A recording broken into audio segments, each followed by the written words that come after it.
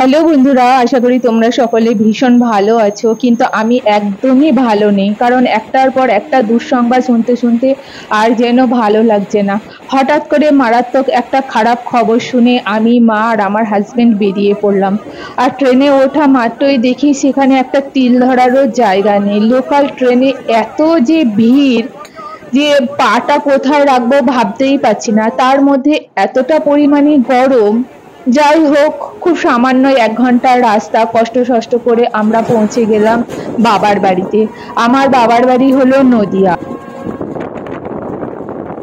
বিশেষ একটা কারণে সকালবেলায় চা খেতে খেতে বাড়িতে ফোন করেছিলাম, আর তখনই জানতে পারি আমার ছোটদাকে কালকে রাত্রে 10টার সময় সাপে কামড়িয়েছে, হসপিটালে ভর্তি আছে। আর আমাদেরকে খবরটা দেওয়া হয়নি, কারণ মার প্রচন্ড হাই ব্লাড প্রেশার, আর মা কোনো অ্যাক্সিডেন্টের কথা শুনলে মানে নিজেকে ঠিক রাখতে পারে না, সেই কারণে আমাদেরকে জানানো হয়নি। তো আমি আমার হাজবেন্ডকে বললাম, ও শোনা মাত্র বললো যে তুমি আর মা বেরিয়ে পড়ো, আমি পরে গাড়ি নিয়ে আসছি। কিন্তু ছোটখাটো কাজ সারতে সারতে দেরি হয়ে গেছিল, তাই পরে আমরা তিনজনে একসঙ্গে ট্রেনেই চলে এসেছি।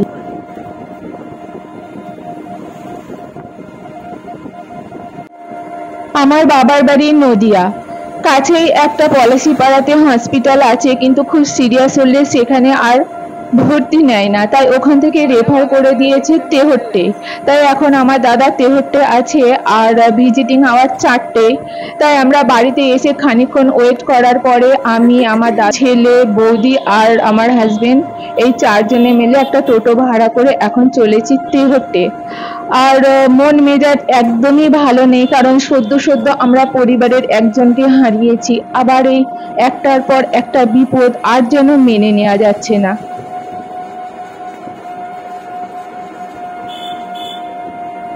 2024 সালটা জানি না কার জন্য কতটা ভালো, কিন্তু আমার জন্য ভীষণই আনলাকি, কারণ একটার পর একটা দুঃসংবাদ যেন আর থামছে না। কি ভয়ঙ্কর বিপদের কথা একটার পর একটা শুনেই যাচ্ছি। আর এই সদ্য দাদাকে হারিয়েছি আমরা, তা আমাদের চোখে মুখে পুরো মানে বোঝাই যাচ্ছে আমাদেরকে দেখে। যাই হোক, শেষমেশ পৌঁছে গেলাম হসপিটালে, কিন্তু সেখানে আমি কোনো রকম ভিডিও শ্যুট করিনি।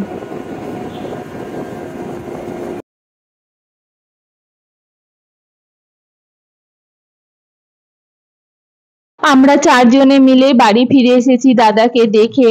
আর আমার বৌদি আর দাদার ছেলে নেমে পড়েছে বাড়িতে।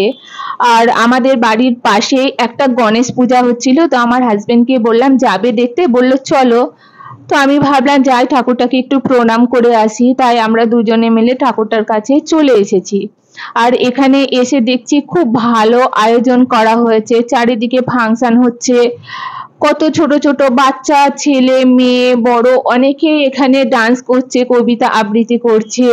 তো খুবই সুন্দর লাগছিল। আর এই যে এখানে দেখো 9-10 বছরের বাচ্চাগুলো সন্দেশে আতা হে এই যে বর্ডার সিনেমার ডান্সটা করছে। আমি যতবারই এই গানটা শুনি আর কোনো পারফরমেন্স দেখি, আমি ভীষণই ইমোশনাল হয়ে পড়ি, ভীষণই আমাকে কষ্ট লাগে। আর এরা এত সুন্দর ডান্স করছিল, সত্যিই খুব সুন্দর, এত ভালো লাগছিল। সকলে দেখার পরে তো ভীষণ রকমের হাততালি। আর ইমোশনাল হব নয় বা কেন, আমার হাজবেন্ড একজন ডিফেন্সের লোক।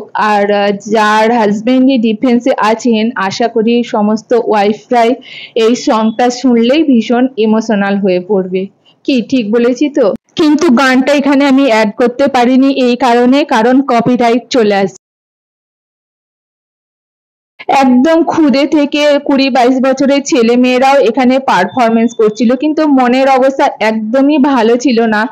তাই চলে আসবো ভাবছি। আর এখানে আর কবে গানটি যে অরিজিৎ সিং এ বেরিয়েছে তার উপরেই এই ডান্সটি করা হচ্ছে। হঠাৎই এই প্রোগ্রামটা বন্ধ হয়ে গেল, কারণ খবর এলো একটি মাত্র 10 বছরের ছেলে সাপে কামড়ে মারা গেছে, একদম যেখানে প্রোগ্রাম হচ্ছে তার আশেপাশে কোথাও বাড়ি। তাই মনটা ভীষণই খারাপ হয়ে গেল।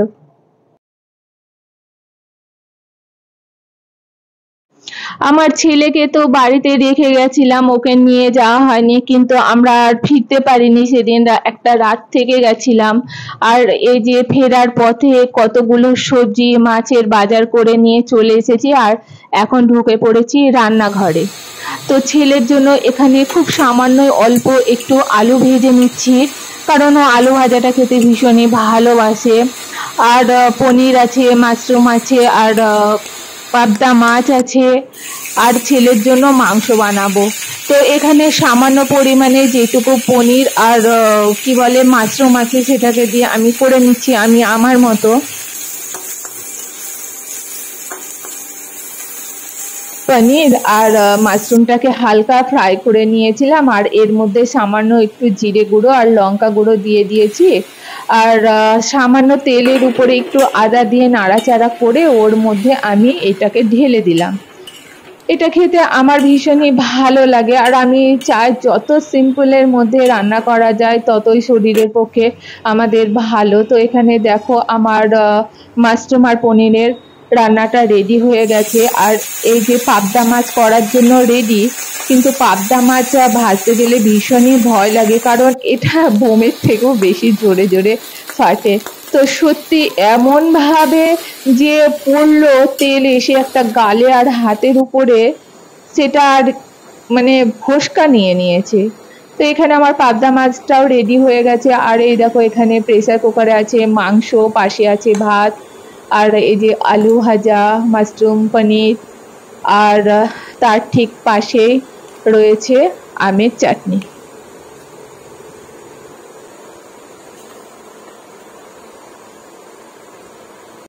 এই টবটাতে বীজ পড়ে অপরাজিতা গাছটা এমনি হয়েছিল, আমি জলও দিতাম না, কিন্তু বৃষ্টির জল পেয়ে দেখো কি সুন্দর বড় হয়েছে। আর আমি যখনই ছাদে আসি এর এই ডগাগুলোকে এই যে আঙুলের মাথা দিয়ে কেটে কেটে দিই, ওই জন্য গাছটা একদম ঝাঁকড়া হয়ে গেছে।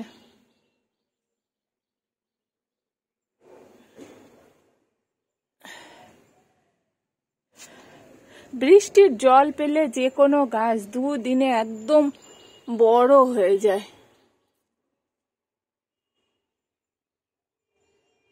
এটা ঝাঁকড়া হওয়ার পিছনে একটাই কারণ, এই মাথাগুলো কেটে কেটে দিই সেই জন্য। আর এখানে এই দেখো ড্রাগন ফ্রুট লাগিয়েছি অনেক দিন, ড্রাগন ফ্রুট বলতে ড্রাগন ফ্রুটের গাছ, কিন্তু এর কিছুই বড় হচ্ছে না, যেমন লাগিয়েছি তেমনই আছে।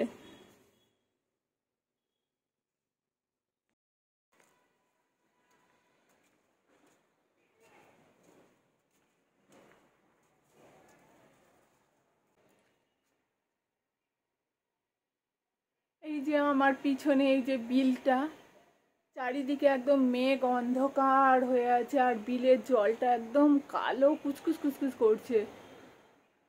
একটু হাওয়া হলেই যে জার্মানিগুলো আছে একদম পুরো বিল ভরে যায়, আর বিলের জলই দেখতে পাওয়া যায় না। আর বিলের ওই পাশে এই যে এটা লজ না রিসর্ট কি হয়েছে জানি না, আর এইদিকে জলের উপরে একটা এই যে রেস্টুরেন্ট টাইপের কিছু একটা হয়েছে, আর এটার উপরে রাত্রেবেলায় এই যে লেখাটা দেখা যাচ্ছে, এই লেখাটা লাইট জ্বলে, রাত্রেবেলায় দেখতে খুব সুন্দর লাগে। মেঘের অবস্থা ভয়ঙ্কর।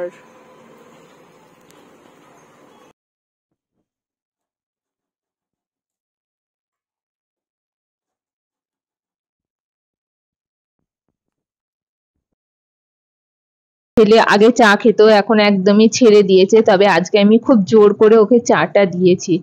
আর কিছুটা মুড়ি মাখানো হয়েছে, আর এই যে এখানে সিঙ্গারা।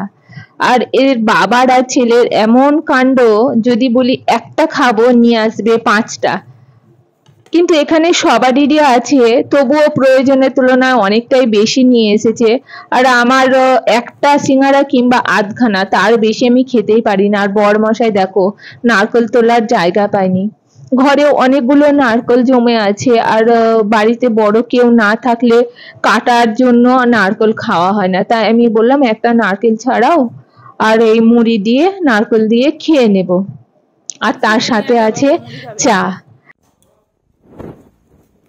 আর অনেকক্ষণ থেকে আমাদের পুচকু সোনাটা কোনো রকমের আওয়াজ পাচ্ছি না, তো আমার ছেলেকে বললাম কি রে ও ঘুমোচ্ছে নাকি, গিয়ে নিয়ে আয়।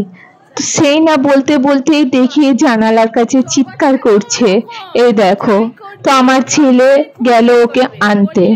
আর তোমাদেরকে আমার দাদার খবরটা জানিয়ে দিই, আমরা যখন এলাম ওর প্রচুর পরিমাণে ইঞ্জেকশন করা হয়েছে, অনেক ওষুধ দিয়েছে, স্যালাইন চলছে।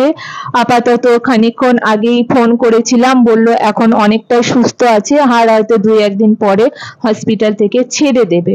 তো আমার ভিডিও তোমাদের ভালো লাগলে একটি লাইক করে দিও, পারলে সাবস্ক্রাইব করে দিও। তোমরা সকলে ভালো থেকো, টাটা।